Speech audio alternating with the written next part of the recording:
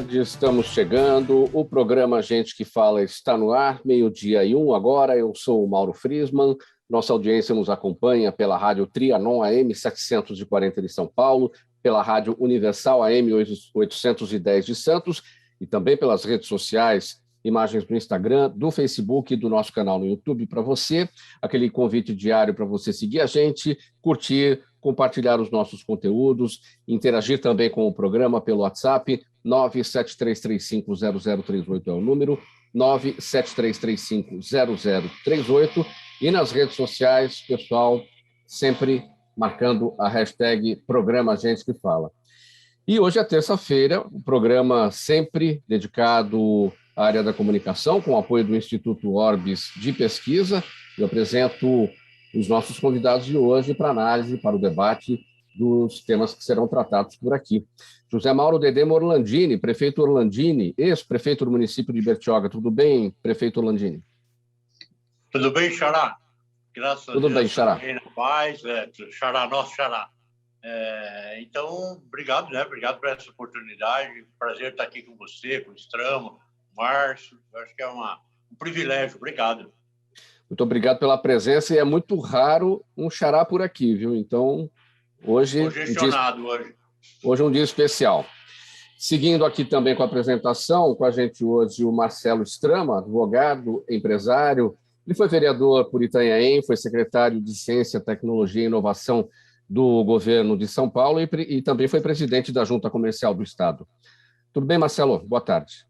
Boa tarde, Mauro. Alegria grande a gente participar desse debate com nível sempre elevado. Eu tenho acompanhado o teu programa e hoje na companhia de uma grande liderança, aí, o Mauro Orlandini, ex-prefeito, grande liderança da Baixada Santista, e do meu amigo Márcio Pereira, do Instituto Orbis, também, que tem feito um trabalho de excelência na medição da qualidade de serviços públicos por todo o estado e também por outras regiões aí. Marcelo, você está em Itanhaém agora, né? Eu estou em Itanhaém. Uhum. Como é que estão as coisas por aí?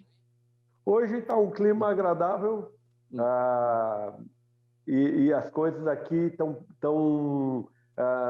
a população tem se manifestado muito em relação à iniciativa do governador Dória de querer colocar pedágios em várias...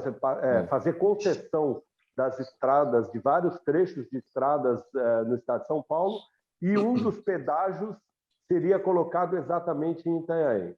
Ocorre, Mauro, que não houve transparência nenhuma na discussão desse projeto. A legislação, você sabe bem, prevê a realização de audiências públicas. Uma delas teria sido em Itanhaém, em novembro de 2019, e por uma grande manifestação popular. A população não entendeu que o pedágio seria bem-vindo na cidade, porque o projeto não está sendo discutido, amplamente discutido, simplesmente aquele jeito do governador Dória de colocar na marra aquilo que ele defende, sem muita transparência, sem debate público, sem diálogo. E a audiência pública, que em tese teria que ter sido realizada em Itanhaém, ela foi cancelada, virou boletim de ocorrência, enfim, não ocorreu. Então, só por aí você já vê o clima que se instalou. Agora, no dia 15, vai ter uma grande manifestação popular, juntando lideranças de diversos partidos. Não é uma briga ideológica, nem uma briga partidária, mas é uma briga porque a população não está aceitando isso, que vai refletir não só no município de Itanhaém, mas em todo o Litoral Sul e Vale do Ribeira. Daqui a pouco a gente fala um pouco mais a respeito também dessa questão. Marcelo, eu vou apresentar o Márcio Pereira, diretor de Operações e Pesquisa do Instituto Orbis. Tudo bem, Márcio? Boa tarde. Mauro Friesman, um prazer estar aqui contigo, um prazer também estar com os outros dois amigos aí também, o Marcelo Strama e o prefeito Orlandini. Inclusive, a Andréia me trouxe agora há pouco um cafezinho e gostaria de oferecer... Você não tem essas coisas que você tem. Isso é um privilégio para poucos. Para quem está no escritório, né? Está sofrendo um pouquinho aqui. Né? E gostaria de oferecer esse café, lógico, para minha esposa. Ontem completamos 24 anos de casado, meu grande amor Jaqueline, um beijão para você. Né? E também gostaria de oferecer também para a Zenilda, produtora do programa, que hoje está completando mais uma primavera, Muitos anos de vida, Zenilda, com muita saúde, pelo menos que essa data se repita umas 120 vezes por baixo, tá? E muita Marcelo, felicidade aí. Pode concluir, Márcio. Pode concluir, Márcio. Não, e que essa data se repita pelo menos mais 120 vezes, com muita saúde e com a mente sempre bem afiada, que a Zenilda toca o programa aqui como ninguém, é maravilhosa. Né? A questão da produção, a questão de detalhes, o Pedro também, toda a equipe, a Andréia, e o nosso querido Fausto Tamunha, não podemos esquecer também. O Márcio furou meus olhos aqui, que eu ia falar do aniversário da Zenilda, eu já ia pegar o gancho que ele falou do aniversário de casamento dele ontem, ia falar, olha, aniversário de casamento num dia e aniversário de vida no outro. Então, muito bem, já está dito pelo Márcio Pereira, aniversário hoje da Zenilda Salvato. Não estava na pauta, eu não tenho culpa. Aniversário da Zenilda Salvato, nossa diretora de produção. Zenilda, vai um beijo, um abraço para você, de toda a nossa equipe. E já vi também de todos os participantes de hoje, já está todo mundo se manifestando. Saúde, alegria e todas as boas e melhores realizações, tudo aquilo que você deseja. Tá bom? Sinta-se abraçada por todos da equipe e também pelos participantes do programa dessa edição de hoje. 12h07, vamos para o nosso primeiro assunto, pessoal. O presidente da Câmara dos Deputados, Arthur Lira, pautou para daqui a pouco, às 3h, a votação no plenário da Câmara da PEC do voto impresso, que teve o parecer pelo arquivamento aprovado em comissão especial na sexta-feira passada. O tema virou a nova bandeira do presidente Jair Bolsonaro, que chegou a afirmar que, abre aspas, ou fazemos eleição limpa ou não teremos eleição, fecha aspas. E para pressionar os parlamentares, o presidente Bolsonaro mobilizou a militância e convocou as Forças Armadas para fazer um desfile de blindados hoje de manhã lá em Brasília. Nos bastidores, comenta-se que muitos deputados avaliam não participar da votação para não exporem publicamente suas posições sobre o tema, ou seja, sobre o voto impresso.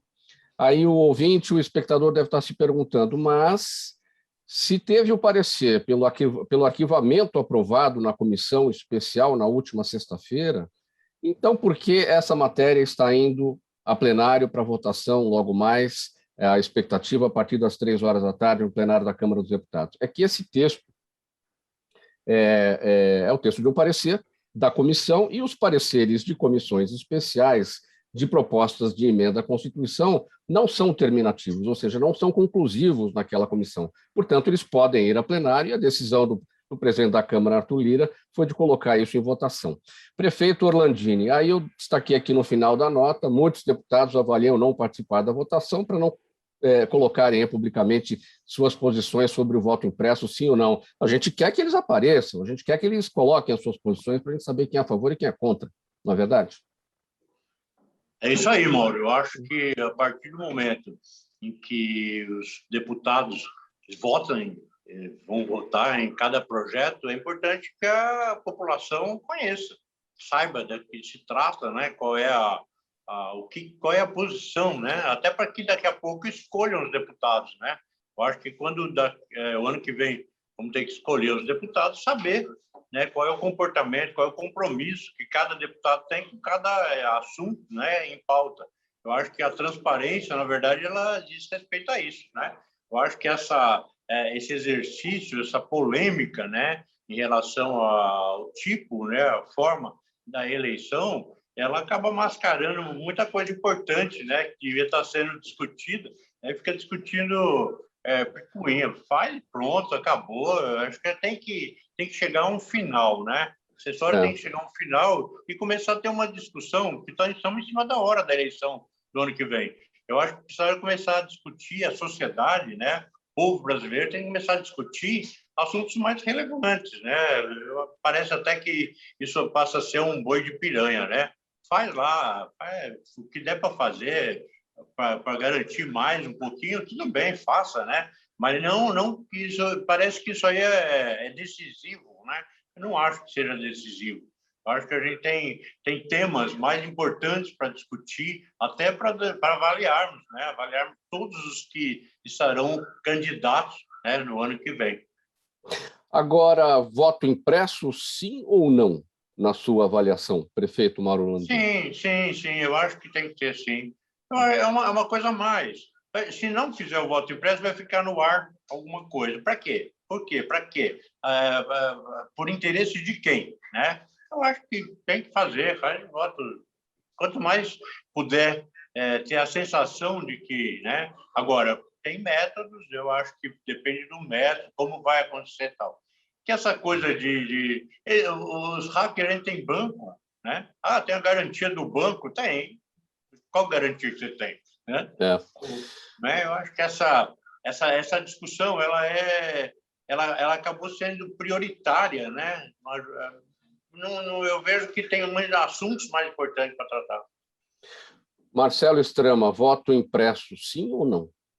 Bom, eu quero fazer algumas considerações. Eu concordo com algumas colocações muito bem apresentadas pelo ex-prefeito Orlandini, do ponto de vista de que se há algo a mais, não teria problema. Agora, o fato é o seguinte: o presidente começou a chamar de voto impresso.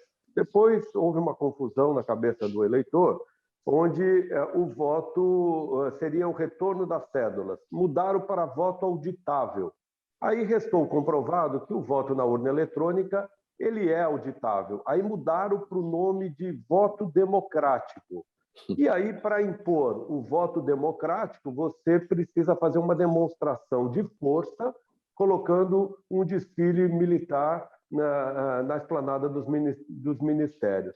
Eu quero ressaltar que, para mim, o Orlandini colocou muito bem, existem assuntos muito mais importantes a se debater, muitas pessoas com dificuldade, em situação de insegurança alimentar, muitos desempregados no país, e a impressão que dá é que o presidente tem sempre colocado algum assunto para desviar aquilo que realmente interessa.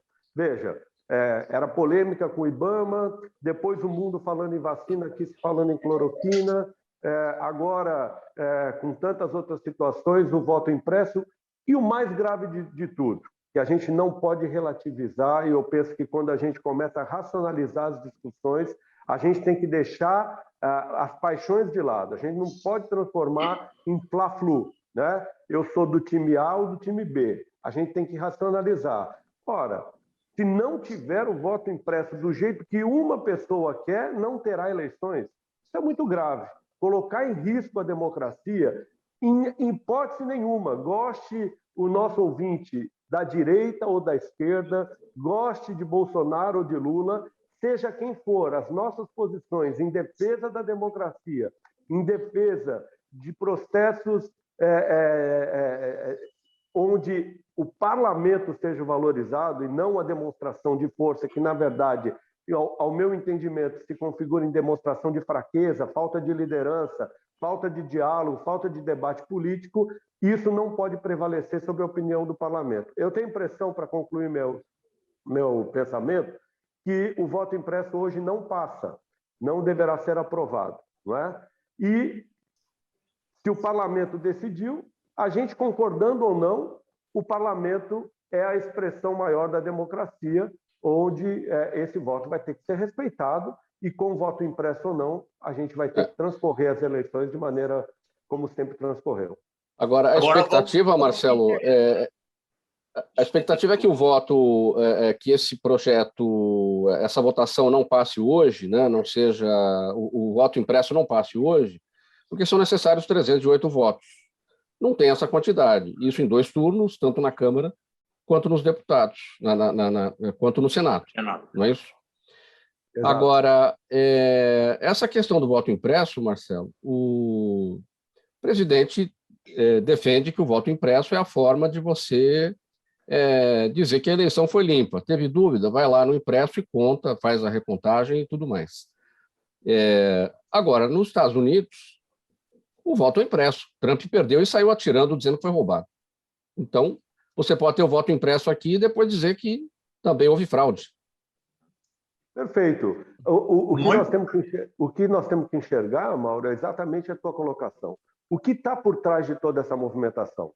Acho que o Orlandini colocou muito bem, nós não temos problema nenhum de ter o voto impresso como mais uma maneira de se conferir as eleições, de checar o resultado eletrônico, o resultado do voto impresso, não teria problema nenhum.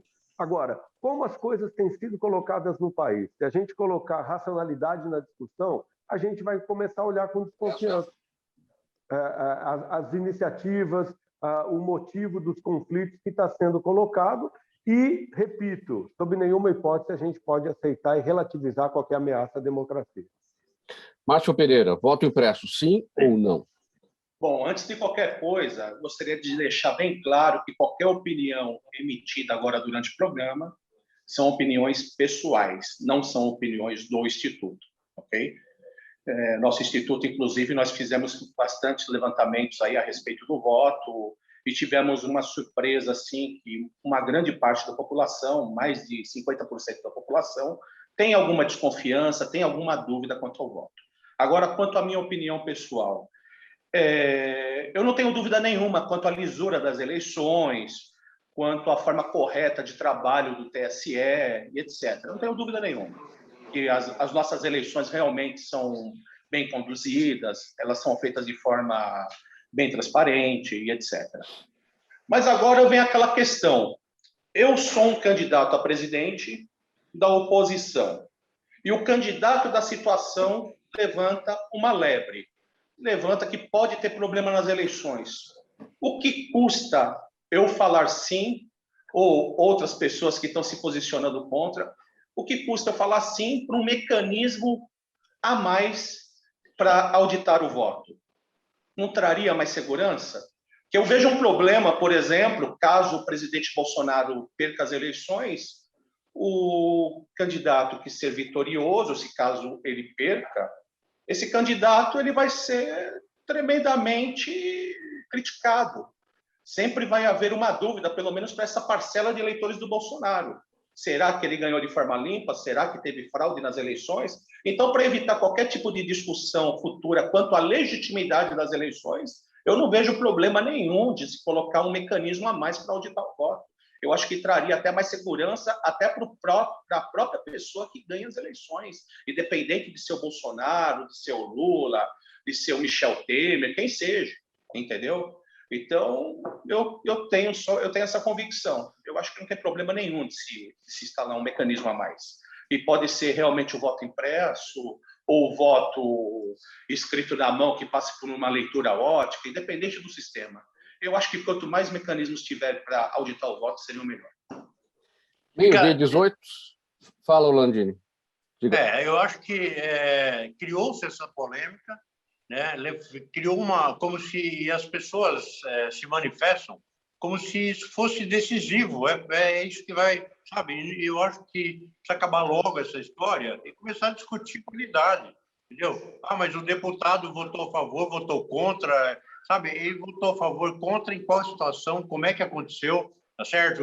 Qual é o critério que eu uso, que eu vou usar daqui para frente? Preciso estudar melhor. Qual é o critério que eu, cidadão, vou usar para escolher deputados, né? E aí a comunidade, o povo é levado aí, uma massa, é levado a sim ou não.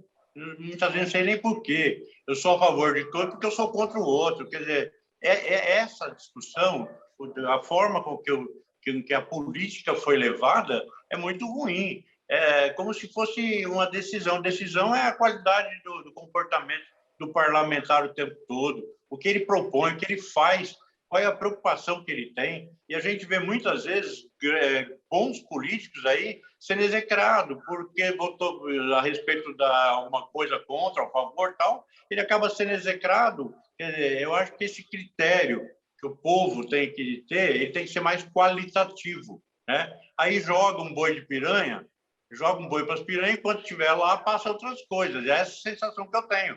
Esse assunto ele não pode ser prioritário. Prefeito Orlandini, vamos passar para o seguinte tema agora aqui, 12h20 no programa Gente que Fala, edição de terça-feira, com apoio do Instituto Orbis de Pesquisa, aprovada por ampla maioria na Câmara dos Deputados, a alteração na lei de improbidade administrativa divide opiniões. Por um lado, há quem diga que a medida corrigiu distorções da lei criada há 30 anos. e, por outro, há fortes críticas ao novo texto, no sentido de que ele aumenta a impunidade no país.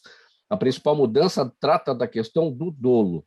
Na lei ainda em vigor, gestores públicos podem ser condenados, mesmo sem a comprovação de sua intenção de causar danos aos cofres públicos. Essa era uma demanda antiga de gestores que afirmam que a legislação atual representa um desafio para a administração pública. É isso mesmo, prefeito Orlandini? O senhor que já foi executivo, o senhor entende também dessa necessidade da mudança que trata da questão do dolo? Perfeito, eu acho que está mais do que na hora, porque a partir do momento em que, com todos os erros de qualquer profissão, em qualquer lugar de trabalho, o erro, um erro administrativo, um erro do dia a dia, ele é admissível. Um erro médico é admissível, né? E no caso do prefeito, não, né? No meu caso específico, né, como prefeito de Bertioga, eu investi 27% na educação. O Tribunal de Contas glosou algumas dessas despesas, não sei com quem se diz. Esse dinheiro de tal secretaria, você não poderia usar nessa secretaria. Onde foi usado? Em momento nenhum, ele disse que teve desvio ou coisas ilícitas, mas houve aí sim, pode ter havido um erro administrativo de preenchimento, de qualquer coisa nesse sentido. Isso tem o mesmo peso de um erro doloso. Então, essa revisão, ela vem exatamente para corrigir isso. Por quê? Se o prefeito é levado diariamente a fazer escolhas, tomar decisões, e a decisão que ele tomar está errada, porque ele vai ferir uma vírgula aqui, um pontinho ali, ele não vai, uma pessoa de bem, ele não vai querer se submeter a isso, né? Você sai da prefeitura com um monte de processo, tá certo? Com erros que são eminentemente administrativos, que ainda que tenham a ver a vida, né? E o resultado dessa lei, por exemplo, que cria 25% tem que ser aplicado na educação, 15% na saúde, né? Para garantir a qualidade. A qualidade ficou garantida, no meu caso específico, eu contando essa história, acho que ilustra para as pessoas. No meu caso específico, nós melhoramos 35% na prova que o governo do estado e o governo federal faz para avaliar o ensino em cada cidade. Nós melhoramos 35%. Como o tribunal glosou dos 27, ele glosou um pedaço, faltou 0,36%, logo, Orlandini é ficha SUSA. Isso faz com que pessoas decentes, honestas, competentes, que têm experiência, que têm credibilidade junto à comunidade, não se propõe vai deixar esse espaço aberto para quem? Mas, prefeito, essa mudança não favoreceria o erro mesmo, aquele erro que acontece sem intenção, seja por parte do executivo, do prefeito ali que está, do governador que está, do funcionário de livre provimento ali daquela administração, ou até do servidor público mesmo, não favoreceria erro? Sim, mas do jeito que está, vamos imaginar quantos desses processos que os prefeitos, os ex-prefeitos carregam, quantos desses processos têm efetivamente definido a posição, a assinatura final é do prefeito, mas quantas coisas dessas passaram efetivamente pela mão do prefeito, né? Muitas vezes isso não chega nem ao prefeito, é o andamento da máquina. Você tem que, no momento, você prefeito, Mauro, você tem que decidir, ou compra um remédio irregular e salva um munícipe, ou deixa o munícipe morrer legalmente. Entendeu? O que você decidir está errado. Então, essa ponderação, essa racionalização, até em sinal de respeito. Uma pessoa capaz, competente, honesta, que pode se doar à causa pública, ele não se mete nisso. E esse espaço vai ficar aberto para quem?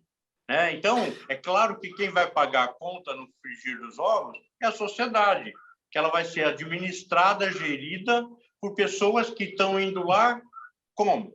Se eu tenho medo, se eu sou uma pessoa honesta, competente, correta, eu tenho medo das consequências disso, vai o nome, vai o patrimônio, vai tudo. Fica tudo no mesmo balaio, né? Então, eu acho que essa lei ela vem para corrigir isso. Isso precisa ser melhor explicado até para a comunidade. Para qualquer pessoa da comunidade que é explicado o que é, se coloque no lugar do prefeito, que passa por todos esses percalços. Marcelo, a sua avaliação, a partir da sua experiência como vereador que foi em Itanhaém, como secretário de Ciência e Tecnologia que foi no governo de São Paulo, a medida é boa, não é? Favoreceria o erro do servidor público ou daquele funcionário de livre provimento que assessora o executivo? Olha, eu penso que existe o lado positivo e existe também a crítica. O prefeito Orlandini fez a colocação muito bem, apresentando a correção das distorções. Não faz sentido uma lei de 30 anos atrás não se atualizar. E a atualização positiva foi no seguinte sentido: se pegou tudo aquilo que já era consolidado nos tribunais superiores, em termos de que o prefeito conseguiu provar que não houve dolo, que não houve desvio, foi um mero erro administrativo. Então, ao invés de você ficar anos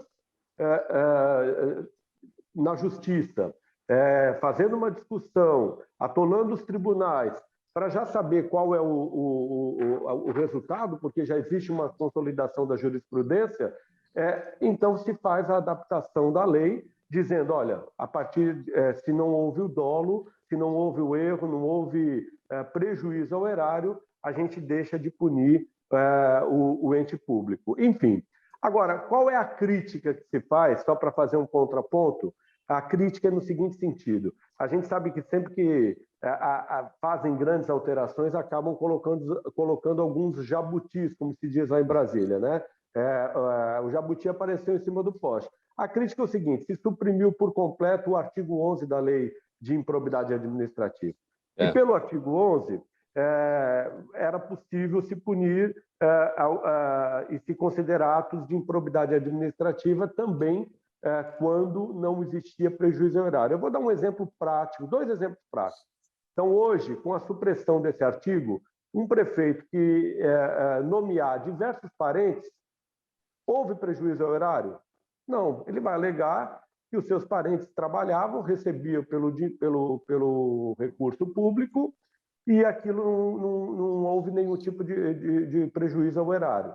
Então, ele já não poderá mais ser enquadrado como improbidade administrativa. Um exemplo mais atual para finalizar minha participação aqui nesse assunto, para dar espaço para todos os debatedores, Mauro, a vacinação. Não existe, existe uma regra, ainda que implícita, de sequência de idade que foi estabelecida e houve em diversos municípios o chamado fura-fila, que foi apurado pelo Ministério Público. Vamos supor que um prefeito, por qualquer razão, ele resolve fazer o fura-fila de uma maneira onde se beneficia alguns políticos ou algumas famílias ou alguns amigos da administração. Houve prejuízo ao erário? Não houve. Mas ele não vai poder ser enquadrado como improbidade administrativa. Então, o lado positivo foi a adequação, como o prefeito Orlandini colocou, aquilo que já é jurisprudência, e não faz sentido que prefeitos e outros administradores públicos passem por anos de discussão jurídica aquilo que já está consolidado como jurisprudência. E houve retrocesso no sentido de que nem tudo que não cause prejuízo ao erário deveria deixar de ser classificado como improbidade administrativa, que são 2 exemplos que eu dei e penso que fica bem fácil para o nosso ouvinte ter a compreensão. Perfeito. Márcio, o seu entendimento sobre essa mudança, como é que você observa?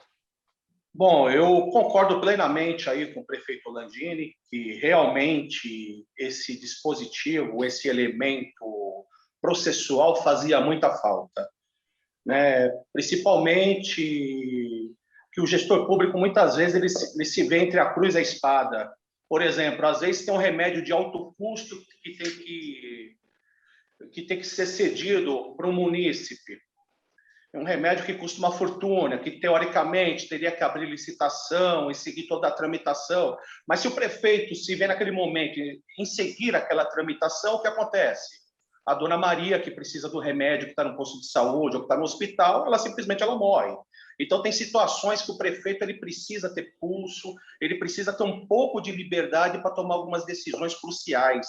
Até em períodos de emergência, temos até alguns exemplos. Até o Orlandini, eu conversei com ele um dia, ele me deu um exemplo lá da prefeita de Paraitinga, né? É São Luís de Paraitinga, é isso mesmo, né, Orlandini?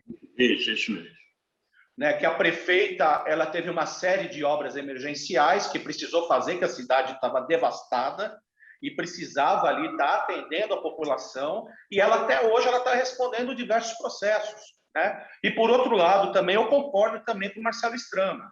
Temos que tomar alguns cuidados aí nessa questão de você descriminalizar totalmente alguns elementos aí da gestão pública do que não trouxer prejuízo para o erário, lembrando que uma movimentação eleitoreira que o gestor público ele possa movimentar, mesmo não trazendo prejuízo para o erário, pode trazer prejuízo para as eleições e pode ter consequências na escolha dos próximos gestores. Então, temos que tomar muito cuidado com isso e deixar as pessoas com o máximo de liberdade possível de escolha de seus gestores, baseado simplesmente no bom trabalho dos serviços prestados, né, por esses gestores. Né? Mas, basicamente, isso. Faltando 28 minutos para uma edição do programa Gente que Fala de terça-feira, com apoio do Instituto Orbis de Pesquisa. A gente vai para um intervalo, é muito rápido, 30 segundos a gente está de volta com a sequência dos nossos assuntos. Toda ação estratégica de sucesso tem um componente fundamental, um instituto de pesquisas ético, rápido e preciso. Afinal, é ele que vai fornecer informação confiável, sem achismos e palpites. E isso, numa época de mudanças rápidas e repentinas, é fator crítico de sucesso. A Orbis é um instituto de pesquisas que une precisão e confiabilidade estatística com a mais alta tecnologia de pesquisas do mercado. Tem inteligência artificial, robótica, big data, entre outros recursos, para que você tenha uma informação correta, confiável, com o menor custo e no menor tempo possível. Na sua próxima ação, seja ela corporativa ou política, comece pela Orbis, porque com a informação correta você vai mais longe, mais rápido e com mais segurança.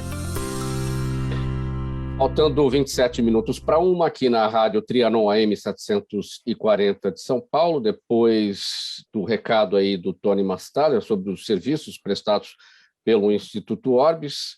Vamos aqui a nosso próximo assunto. Não, antes disso, o movimento do Ministério Público Democrático, que é o nosso parceiro dos programas às quintas-feiras, aqui pela Trianon, pela Universal de Santos e também pelas redes sociais, o gente do MPD que fala, convida a todos para participarem do 7º Congresso Nacional da Associação, que vai até o dia 25 de agosto, com transmissões ao vivo, todas as segundas e quartas, às 7h30 da noite, pelos canais, pelo Facebook, pelos canais digitais, pelo Facebook, pelo YouTube e também pelo Instagram. 4 pilares norteiam o evento deste ano do 7º Congresso Nacional do Movimento do Ministério Público Democrático. Garantia de direitos, inclusão social, participação popular e eficiência das instituições. Participam do evento grandes personalidades do mundo jurídico, também político, acadêmico e jornalístico. Ministros, procuradores, promotores, jornalistas, pesquisadores, professores e lideranças sociais. O congresso é gratuito e as inscrições podem ser feitas pelas redes sociais do MPD. Veja aí, no Instagram e no Facebook é MP Democrático. E no YouTube, Ministério Público Democrático. Então, está feito o convite pelo movimento do Ministério Público Democrático para você acompanhar o 7º Congresso Nacional da Associação. Faltando 25 minutos para uma agora, o governo do estado de São Paulo lançou em abril a proposta de construção de um novo corredor aqui entre a capital e o Porto de Santos. O projeto, que visa aliviar o sistema Anchieta imigrantes, é para o futuro e ainda não tem traçado nem avaliação de impacto ambiental ou econômico. A ideia de uma nova rodovia entre São Paulo e o litoral não é novidade. Em 1997, o então governador Mário Covas chegou a autorizar a licitação para a rodovia Parelheiros-Itanhaém. E desde então, este e outros projetos saíram e voltaram à gaveta, sem avanços, e um dos entraves é o impacto ambiental da nova rota, que teria que atravessar áreas protegidas da Mata Atlântica. Marcelo, para falar primeiro da necessidade, né, deste corredor, né, eu acho que se chama Linha Verde, não é isso? Essa rodovia Parelheiros-Itanhaém, assim foi chamado em 1997, se não me engano, a necessidade dessa ligação, né, considerando o gargalo que é a rodovia Padre Manuel da Nóbrega, saindo de Santos, indo em direção a Itanhaém, a Peruíbe, enfim, lá para o final, ali para o litoral sul, não? Perfeito, Mauro. Entre este novo traçado apresentado pelo governador Dória e o do Mário Covas, de 1997, eu fico com o do Mário Covas. Nós temos alguns elementos que justificariam o porquê disso. Primeiro, porque o litoral sul, compreendido especificamente aqui por Mongaguá, Itanhaém, Peruíbe e mais algumas cidades do Vale do Ribeira, mas que colocam nessa micro-região, Itariri, Pedro Toledo, são cidades que precisam ter um projeto para desenvolvimento econômico, né?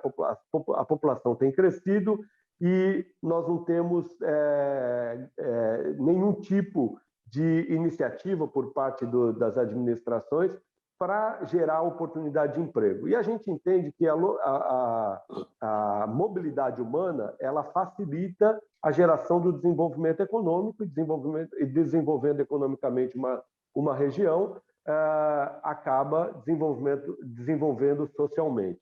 Portanto, uma ligação dessa rota que o governador Covas autorizou a licitação daria no máximo 40 minutos. Eu conversei com então o governador Márcio França sobre isso e ele viu com muito bons olhos. O governador Márcio França tem uma visão social muito grande. E o extremo sul da cidade de São Paulo, Mauro, eu sei que pouca gente conhece, eu fui até lá para poder verificar, é de uma pobreza muito grande. O extremo sul ainda tem ruas de terra, tem chácaras, invasões, e a gente sabe que para levar desenvolvimento econômico para o extremo sul de São Paulo, somente com essa interligação para o litoral, numa ligação entre essa região de Parelheiros com Itanhaém, que não precisaria necessariamente ter esse nome. Com relação à preocupação ambiental, eu penso que hoje existe, além de técnicas modernas de engenharia, a gente sabe que existem legislações de compensação. Portanto, eu defendo essa ligação entre o Planalto Central e a cidade de Itanhaém como forma de desenvolvimento econômico e social, não só para Itanhaém, mas como para toda a região, e para livrar o gargalo do Porto de Santos, que a gente tem visto alguns feriados ou finais de semana de mais calor, um turista para chegar na cidade de Itanhaém, uma viagem de 1 hora fica no mínimo triplicado o seu horário. Então, isso realmente precisa ser revisto. Já que estamos falando de obras de acesso à cidade do Litoral Sul, não tem como a gente não falar, não é, prefeito Orlandini? Da ponte Santos-Guarujá, né? Isso é uma história antiga que não sai nunca. Hoje a ligação é feita por balsa. E se ela saísse, essa obra também favoreceria a Bertioga, né? Mauro, o Strama falou da visão, né? O Márcio França tem. Eu conheci um projeto dele para desenvolvimento de todo o litoral, né? Baixada, também do Vale, e que realmente contemplaria isso. O Márcio tem essa visão de integrar tecnologia, empreendimentos e tal, com a sustentabilidade, que é a geração de emprego, qualidade de vida para as pessoas, né? Tem um projeto muito bonito ali, Márcio, que realmente é uma visão, né? Como disse o Strama, no fim da linha é a preocupação com o cidadão, né? Viabilizar a qualidade de vida para o cidadão, né? Eu acho que a nossa região ela precisa de ter essa visão, diria até que um pouco mais de respeito. Eu fui presidente 2 vezes do CONDESB, que é a união dos 9 municípios da Baixada Santista, e a gente via um extrato, né? Sempre teve a nossa região, número de habitantes e geração de riqueza para o Estado, até para o país, tal.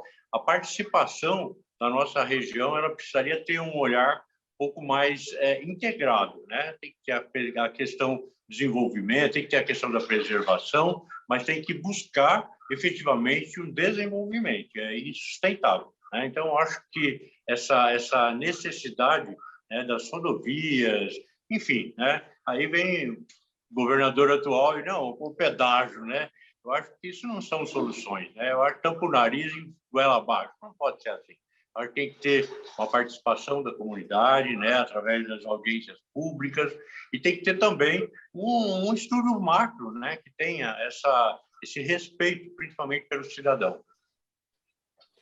Faltando 19 minutos para 1 no programa Gente que Fala, o próximo assunto aqui, Márcio Pereira, com você.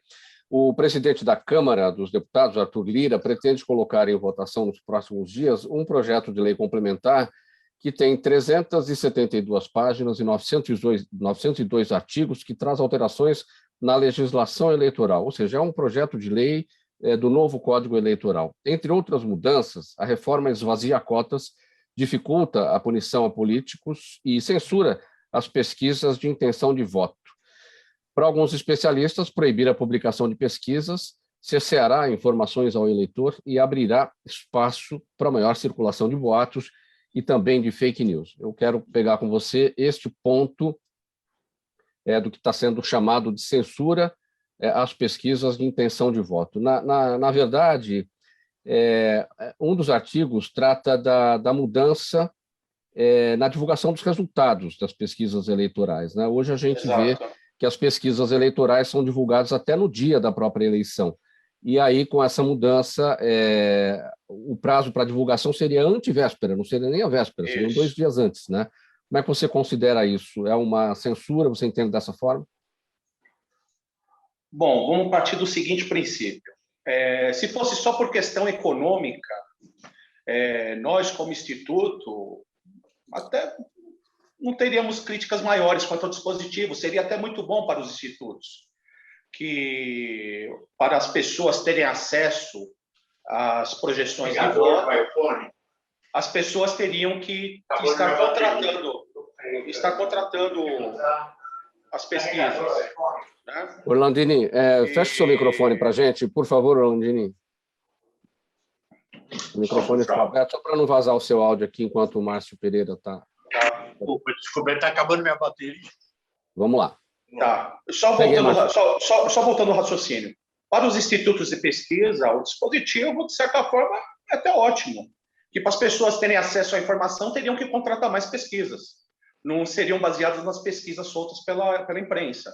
Mas, por outro lado, para a população em geral, é muito importante as pessoas terem acesso às pesquisas eleitorais. A grande questão e a discussão quanto a esse dispositivo, infelizmente, é que tem muitos institutos, até de renome, que são conhecidos, e muitas vezes os resultados não bateram com os resultados das eleições. Não que o resultado precise bater, mas ele precisa pelo menos chegar próximo, né? Uma pesquisa bem feita. Eu dou até um exemplo das nossas pesquisas que nós rodamos agora nas últimas eleições municipais. Nós tivemos uma margem de acerto de 100%, simplesmente isso, 100% das pesquisas que nós realizamos, elas simplesmente bateram próximos e algumas até com pequenos erros na vírgula, bateram com os resultados das urnas, né? Então, isso que precisa ser visto. Mas isso aí eu acredito que o próprio eleitor, que o próprio mercado, que a própria imprensa vai acabar filtrando, né? Vão acabar separando os institutos sérios, os institutos que realmente trabalham se preocupam realmente somente com os números ali que eles estão captando e fazendo devidamente as suas ponderações, do que outras coisas aí que eu não sei o que acontece para ter tanta deturpação também em resultados de pesquisas. Tem um outro ponto, Márcio, que os institutos teriam que informar o percentual de acerto das pesquisas realizadas por eles, institutos, nas últimas 5 eleições. Você acha viável isso? Divulgar como é que o Instituto trabalhou? O nosso Instituto, quando nós constituímos o nosso Instituto, a nossa preocupação principal foi com a credibilidade, porque, independente do investimento, teve alguns milhões investidos em tecnologia e até na nossa equipe multidisciplinar, que é muito boa, inclusive, formada aí por sociólogos, por estatísticos, jornalistas, historiadores, etc. Né? Independente desse investimento que nós tivemos aí em valores, um dos principais investimentos que nós temos, que temos como lema, é nossa credibilidade. Eu acho que o principal patrimônio que o Instituto de Pesquisa ele pode ter é a credibilidade. Tá? E quanto a essa questão, nosso instituto é relativamente novo, né? Voltando à pergunta, nosso instituto completou agora 2 anos, apesar desses 2 anos, são 2 anos aí maravilhosos que estamos passando, que realmente sentimos que tinha essa lacuna no mercado, viemos preencher ela, que estamos colocando justamente a tecnologia e o método tradicional juntos, e está sendo um ótimo casamento, os resultados têm sido excepcionais, são muitos bons resultados, tá? E nós temos histórico aí pelo menos de uma campanha, conforme eu te falei, e se quiserem pedir, o TSE quiser pedir uma amostra dos nossos resultados, vamos apresentar sem medo nenhum, que estão muito bons, né? Teve pesquisas, por exemplo, que até questionaram a gente em alguns municípios, falando que a gente estava louco, não sei o que mais, foi um caso até de um município lá em Santa Catarina, e quando chegou, abriu as urnas, aquela surpresa, só faltou bater na vírgula o resultado, foi maravilhoso.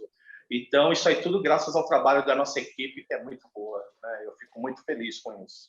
Segue o programa Gente que Fala, edição de terça-feira, com apoio do Instituto Orbis de Pesquisa, pela Rádio Trianon AM 740 São Paulo, Universal AM 810 Santos e também pelas redes sociais. Prefeito Mauro Landini, a cidade de Bertioga, que o senhor já governou, completou em maio 30 anos de emancipação político-administrativa. A cidade que tem mais de 90% de seu território em área de preservação é a que mais se desenvolve no litoral de São Paulo, com taxa de crescimento 3 vezes maior que os municípios da Baixada Santista e 2 vezes a das praias do litoral norte. Os números se refletem nos empreendimentos imobiliários. A cidade conhecida como Cidade Condomínio de Casas e Sobrados e pelo bairro nobre de Riviera de São Lourenço tem se verticalizado rapidamente nos últimos anos. Muito bem, prefeito. O Bertioga é um exemplo, né? A cidade que tem mais de 90% do seu próprio território em área de preservação é o exemplo de que é possível você se desenvolver com sustentabilidade, não é?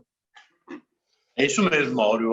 Eu sempre digo que Bertioga teve o privilégio de se emancipar. Eu fui o primeiro prefeito, né, quando Bertioga se emancipou. Primeira eleição, eu fui eleito primeiro prefeito do município, e eu digo sempre que Bertioga teve o privilégio de ser emancipada no momento em que tinha uma consciência nova, a questão de preservação ambiental, né? Nosso slogan era para Bertioga qualidade ambiental, né? Quer dizer, conciliar o desenvolvimento que seria a cidade do futuro com uma qualidade de vida. E agora que essa pandemia prova-se mais ainda, né, a necessidade dessa preservação da qualidade de vida, da natureza em si, que o homem agora começa a buscar esses valores, né?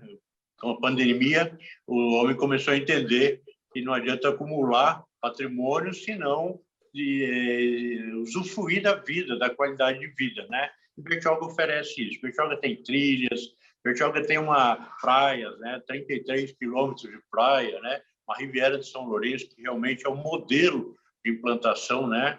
Quisera todas as cidades pudessem ter uma Riviera de São Lourenço, né? É um empreendimento modelo, tem vários prêmios fora, inclusive, do Brasil, e é um exemplo de sustentabilidade, né?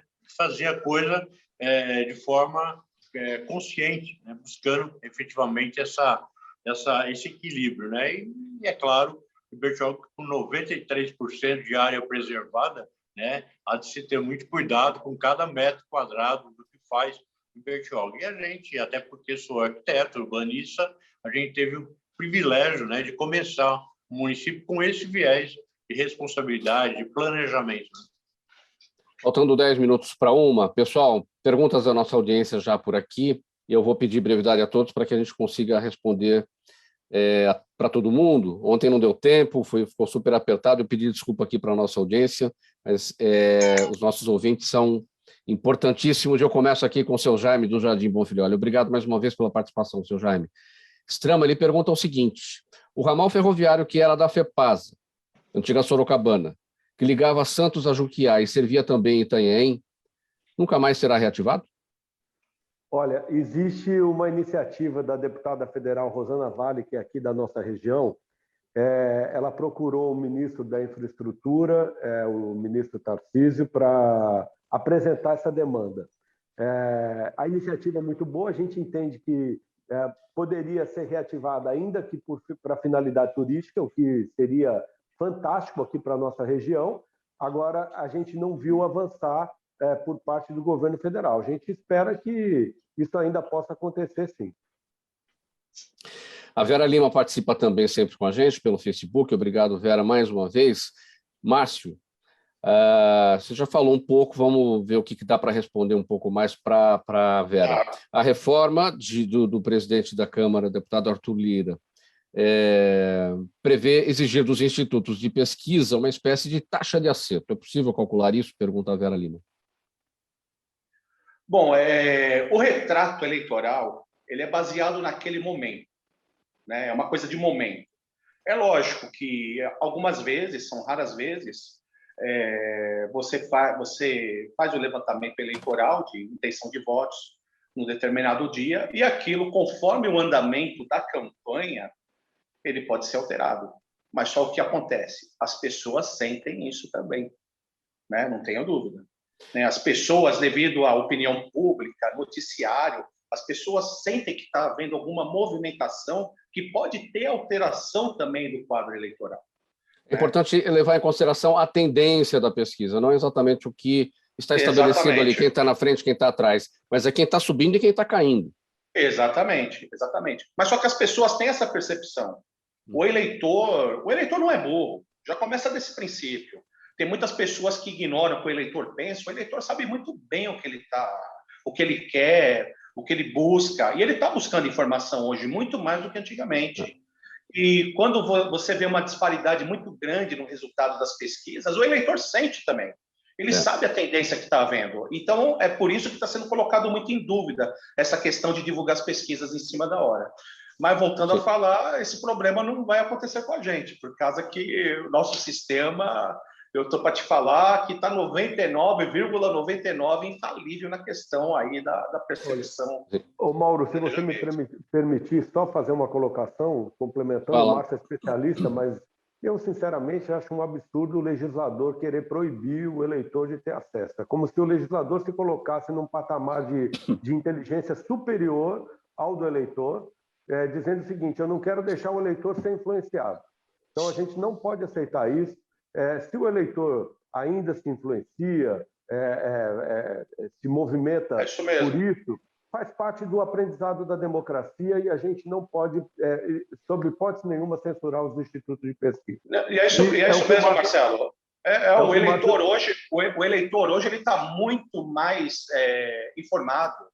Então, ele sabe escolher. Hoje o eleitor ele sabe ver qual instituto que está ali mais coerente, ele consegue definir. Hoje o eleitor está muito mais...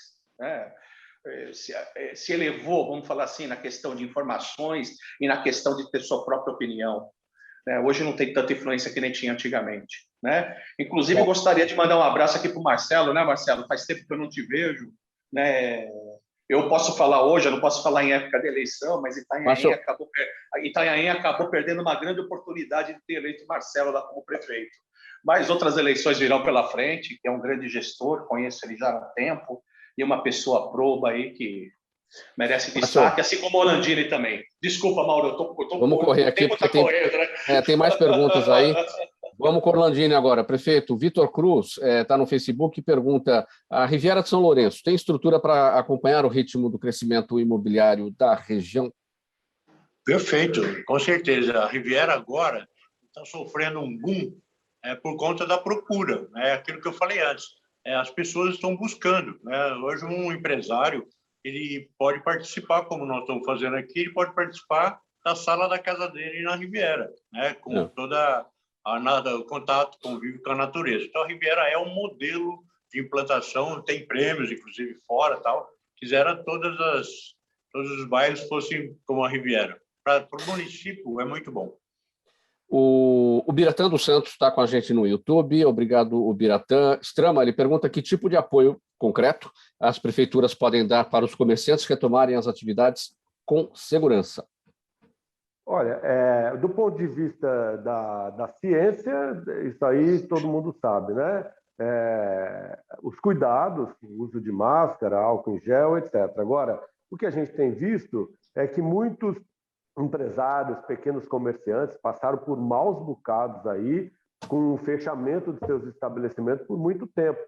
E aí, o que eu penso é que as administrações públicas locais não podem ficar dependentes apenas do auxílio emergencial que o governo federal enviou para dar uma segurada na economia. As prefeituras também têm que fazer sua parte. E eu não tenho visto acontecer, por exemplo, nenhum tipo de suspensão de cobrança no período que foi fechado, ou então um refis, um parcelamento sem multa, sem juros, para que os comerciantes possam retomar suas atividades sem um maior endividamento por parte do poder público. Eu penso até que deveriam apresentar isenção.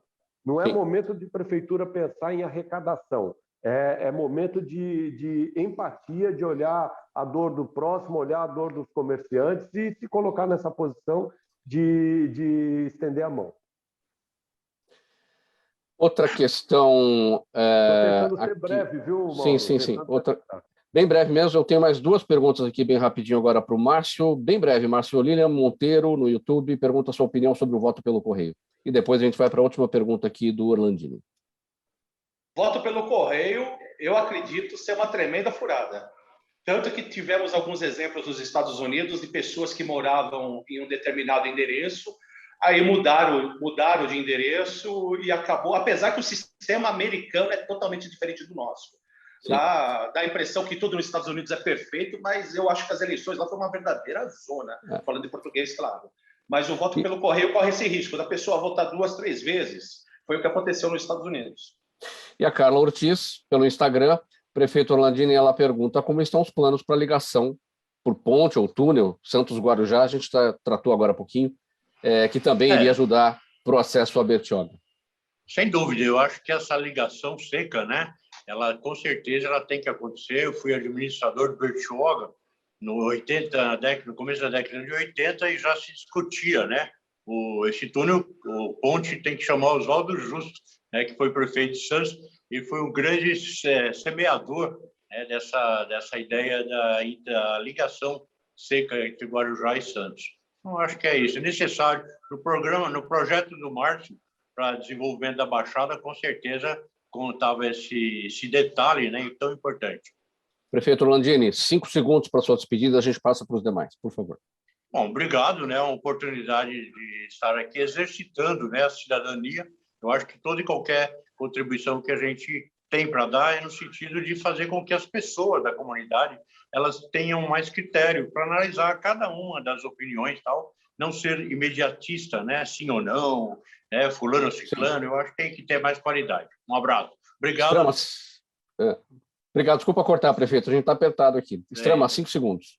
Olha, fazendo uma colocação em relação à ponte também, foi mais uma das promessas do governador Dória não cumprida, seja por ponte, seja por túnel, apresenta grandes maquetes, mas não tem palavra, não cumpriu. A gente sabe que com o governador Márcio França esse desenvolvimento da Baixada chegaria. Falou-se muito de Bertioga, uma cidade maravilhosa que teve a sorte de ser governada logo da sua emancipação pelo Orlandini, mas eu quero aproveitar e falar rapidamente de Itanhaém, que nós não tivemos a sorte de ter o mesmo nível de administrações que pudesse colocar a cidade num patamar de desenvolvimento econômico e qualidade de vida para o povo. No entanto, aos nossos ouvintes aqui, essa audiência qualificada, nós somos a segunda cidade mais antiga do Brasil, 489 anos, uma cidade rica em cultura, com tradições quadrisseculares, rica em história e com uma natureza exuberante, praias maravilhosas. Convido a todos a conhecer ou revisitar a cidade. Sim. Obrigado. Márcio, 2 segundos e meio. Muito obrigado, Mauro Friesman. Programa maravilhoso. Obrigado aí também ao prefeito Orlandini. Marcelo Strama também, muito obrigado aí. E gostaria de agradecer também a toda a grande audiência aí da Rádio Trianon, da Rádio Universal de Santos e das redes sociais aí. Obrigado por todos aí, por estarem acompanhando a gente aí no... Obrigado. Obrigado pela presença de vocês, em nome da equipe do programa Gente que Fala, Márcio Pereira, Marcelo Strama e também José Mauro Dedemo Orlandini. Um abraço, gente. Tchau, até amanhã.